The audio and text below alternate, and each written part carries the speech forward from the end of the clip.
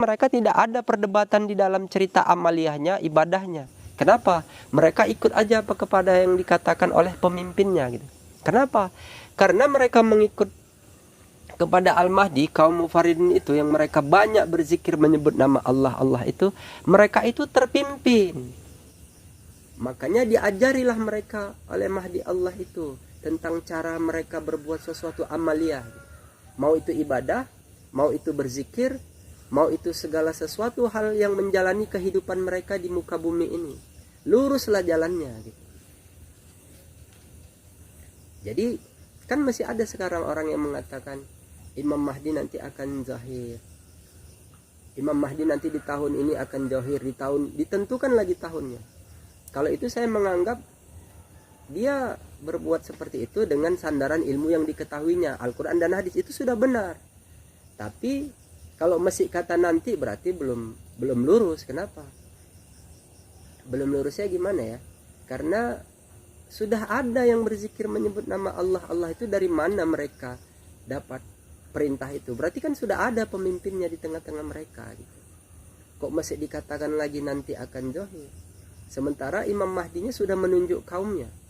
Al-Mahdi yang membawa kaum ikut kepada Al-Mahdi itu agar mereka diajari, diberi petunjuk oleh Mahdi Allah itu.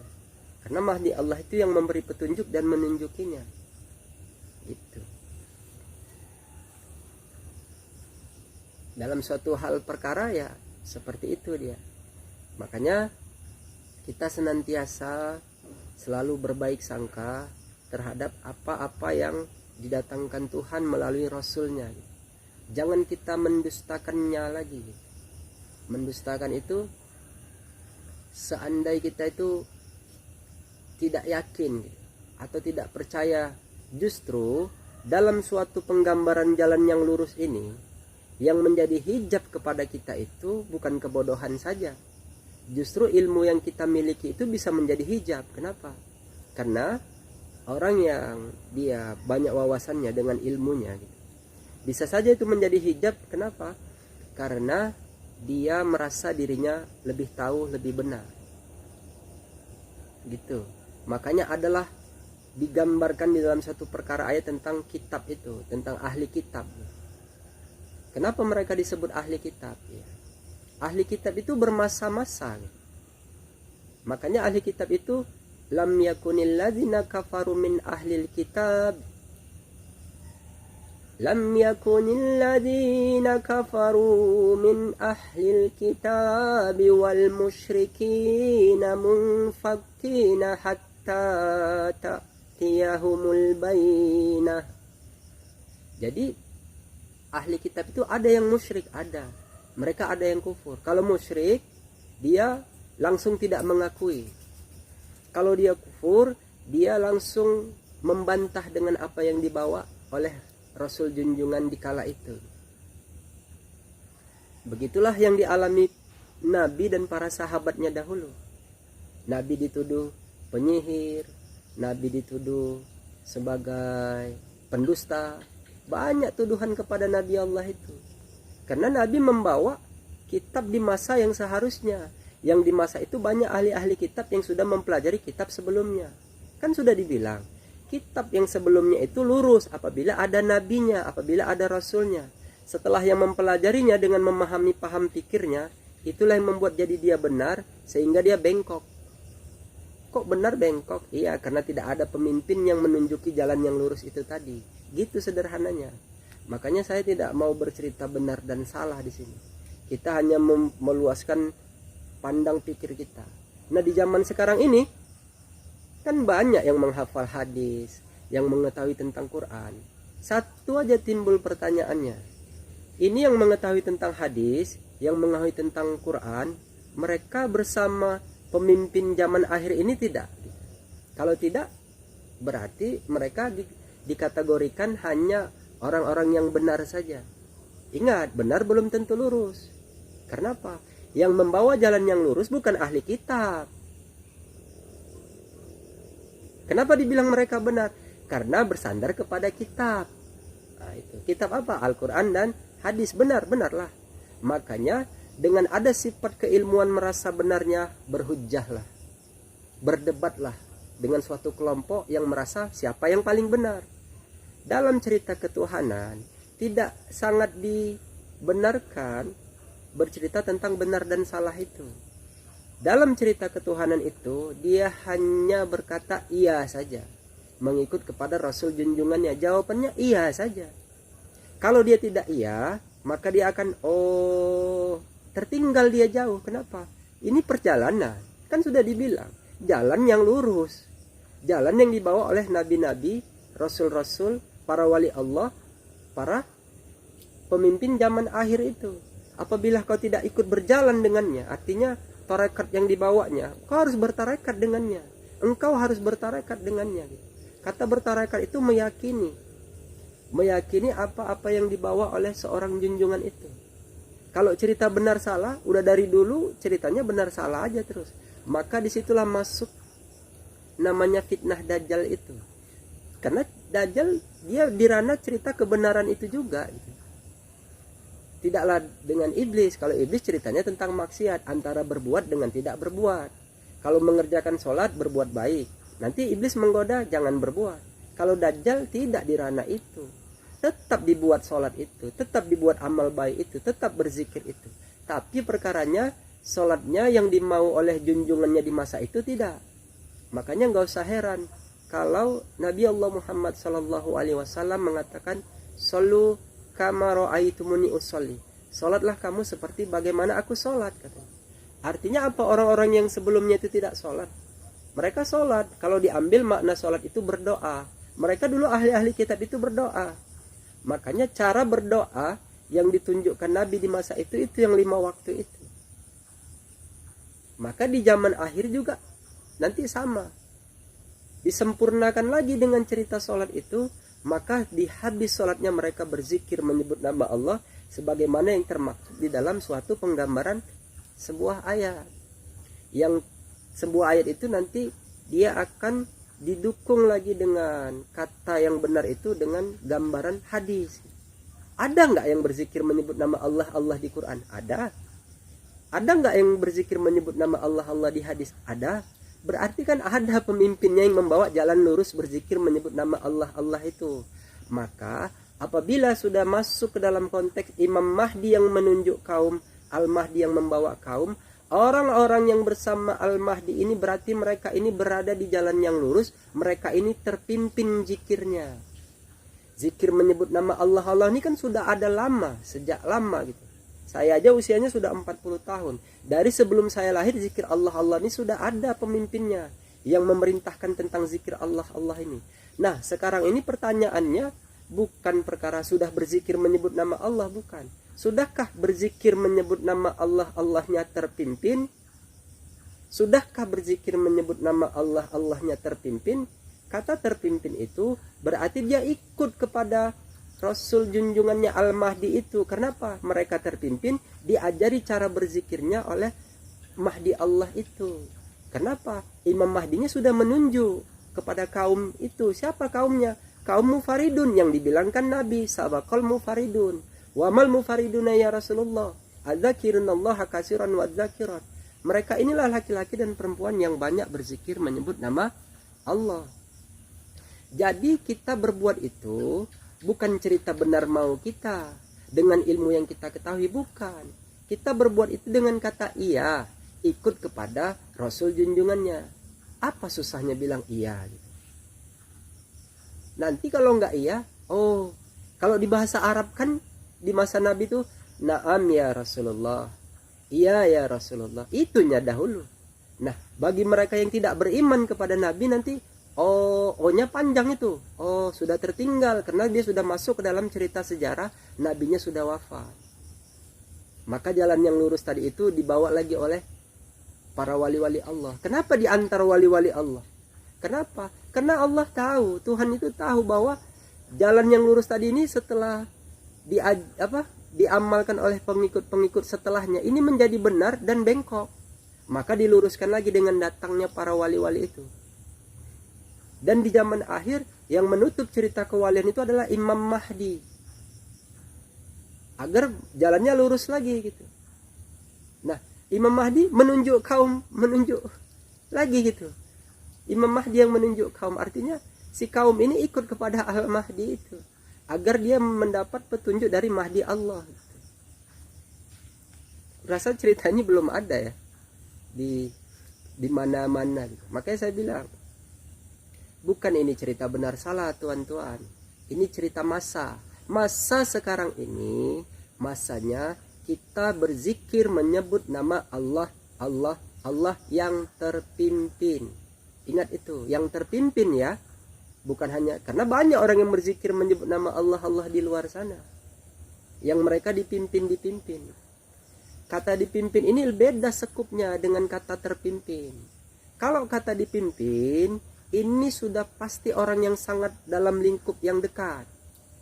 Siapa orang-orang yang dipimpin?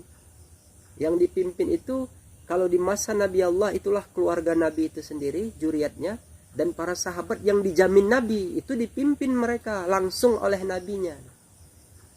Kalau yang mengikut, itu hanya terpimpin, agar mereka dapat selamat.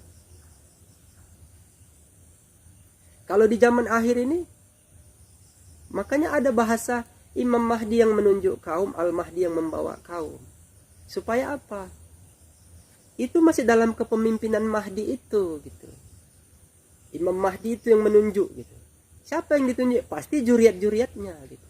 Pasti keluarganya. Itulah para kekasih Allah, para habib Allah. Setiap hari kita memberi salam. Assalamu alayka ya Nabi Allah. Assalamu alayka ya Rasulullah. Assalamu alayka ya Habib Allah. Rasul Allah, Nabi Allah, kekasih Allah. Kenapa? Kekasih Allah ini, keturunan dari Rasul Allah itu semua sudah dibersihkan oleh Tuhan. Mutahharah. Mereka ini disucikan sesuci-sucinya. Dibersihkan. Mereka itu maksum. Mereka itu terpelihara gitu. Itulah dia. Mereka ini dipimpin langsung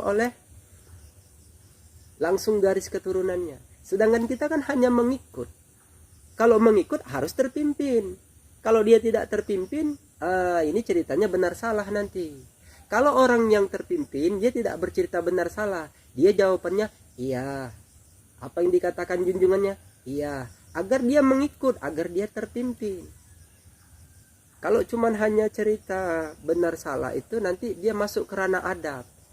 Kita, walaupun kita benar gitu, apabila diperintahkan kepada suatu perkara, kita membantah dengan dalil kebenaran kita, itu sudah salah adab namanya. Maka itulah yang dibilangkan, utamakan dulu adab itu daripada ilmu yang kau ketahui. Kadang kan itu hanya uji bagi mereka yang berilmu saja. Makanya kalau ada perseteruan atau perdebatan di masa zaman akhir ini, mudah sekali melihatnya, tandanya itu terlepasnya dari kepemimpinan.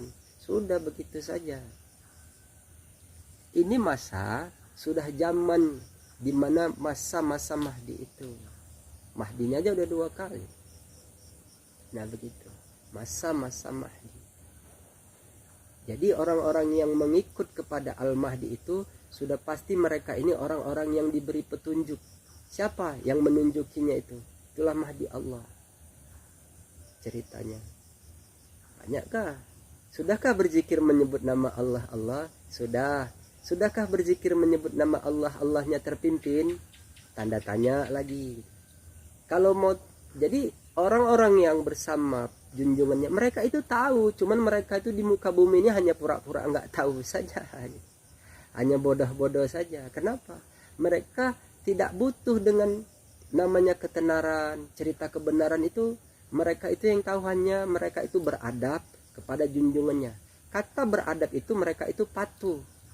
Apabila disuruh diperintahkan, mereka menggunakan huruf fa di situ. Huruf fa itu contoh begini. Fadhkuruni azkurukum. Ketika diperintahkan fadhkuruni azkurkum, ingat kamu aku, maka aku akan ingat kamu. Itu dalam makna ayat di awal, karena belum turun pemimpin zikir Allah Allah itu, maka dimaknailah kata uzkur itu ingat. Karena sudah turun masanya, fadhkuruni azkurukum, Allah Allah Allah, Allah, Allah, Allah. Jadi kata fa di situ mereka langsung menyebut nama Allah itu dengan zikirnya. Kata fa ini juga diambil dari makna-makna ayat yang lain. Inna hadza lahu haqqul yakin fasabbih bismi rabbikal azim. Maka di situ dibilangkan fasabbih. Kata tasbihatnya di situ langsung mereka menyebut nama Tuhannya bertasbihat. Menyebut nama Tuhannya fasabbih bismi rabbikal azim. Karena di sebelumnya mereka yakin, inna hadza lahu haqqul yakin fasabbih bismi rabbikal azim. Sebutlah nama Tuhan itu. Jadi kalau masih ada lagi nanti dalam konteks cerita benar salah, ini masuk lagi dalam cerita konteks cerita benar salah. Ya kan, berzikirnya tidak harus menyebut. Ini masuk ke paham kaji pikir. Dia benar, kenapa? Karena masuk dalam cerita paham kaji pikir, dalilnya Al-Quran dan hadis. Tapi kalau diambil garis daripada perintah, kau nggak usah berpaham kaji pikir lagi. Kau disuruh sebut aja. Nggak usah kau pikirkan gimana. Kalau cerita benar, ya benar. Siapa yang menyalahkan?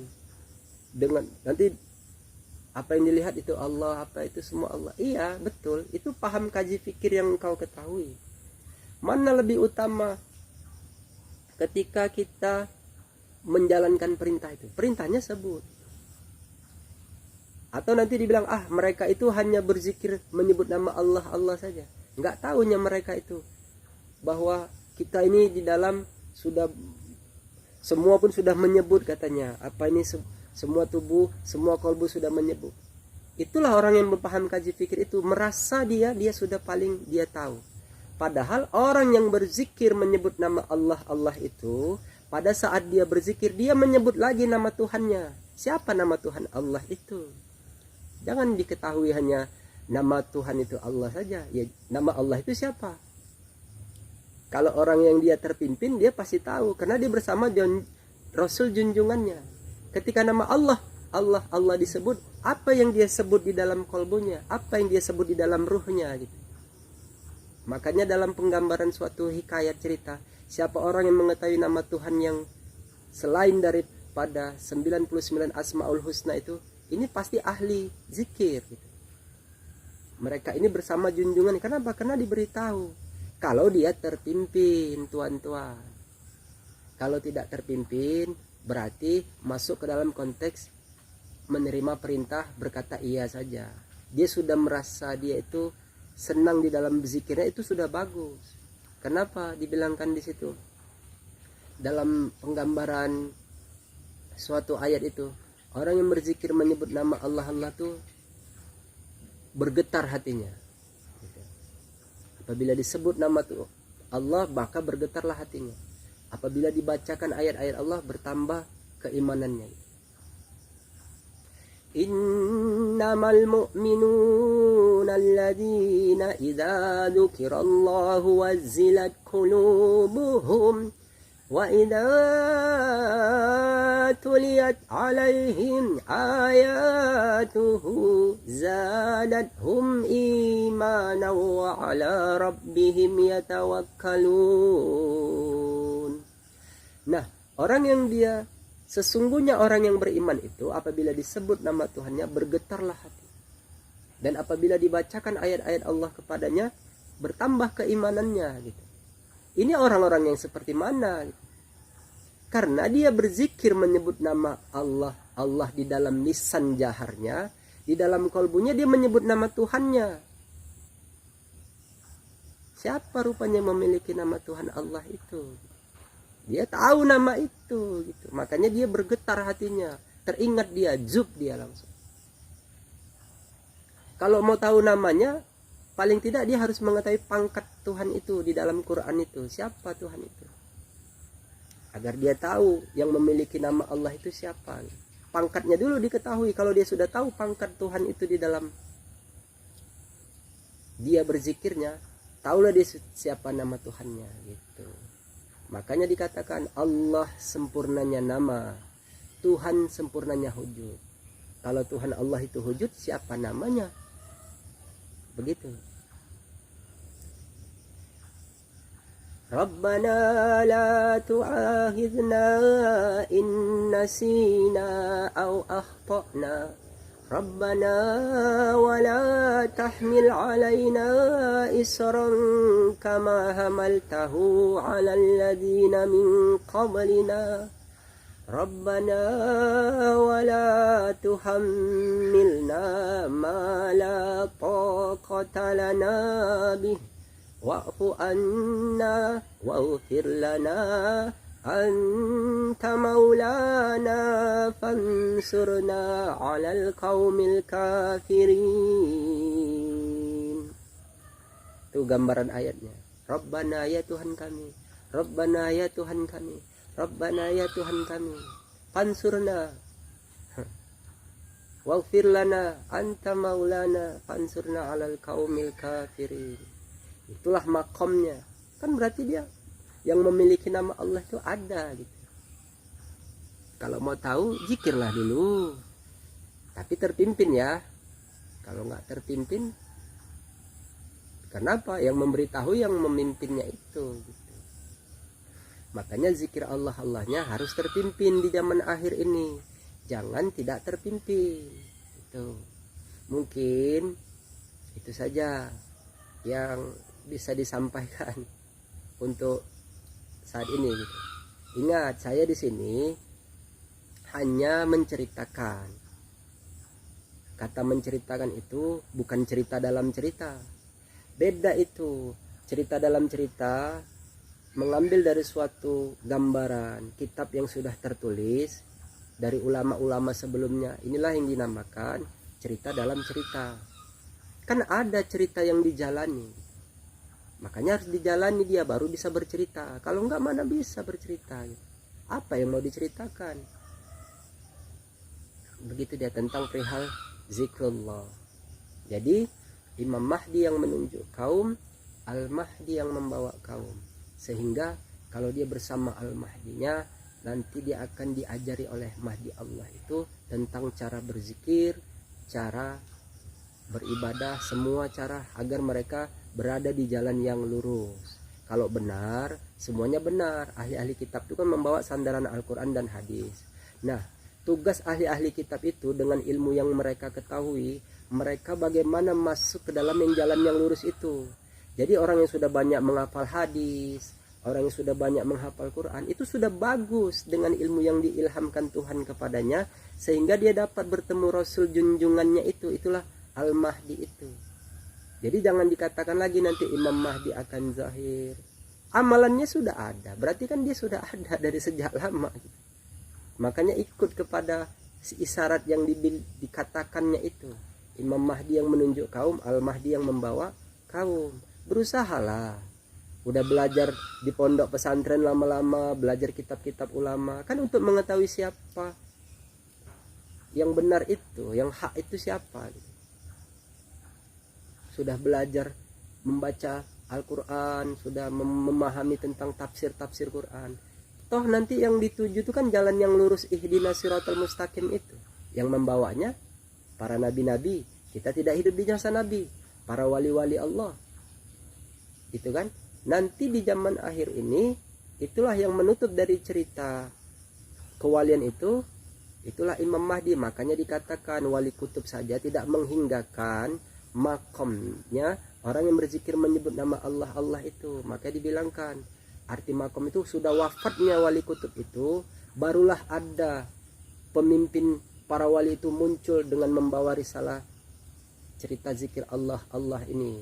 Dalam penggambaran suatu ayat, dalam suatu penggambaran di kitab yang tertulis di kitab Tanurul Qulub itu, Imam Amin Al-Qurdi sudah mengisyaratkan bahwa zikir Allah itu diawali dari Sayyidina Khidir alaihissalam, diakhiri dengan Khalifatul Mahdi.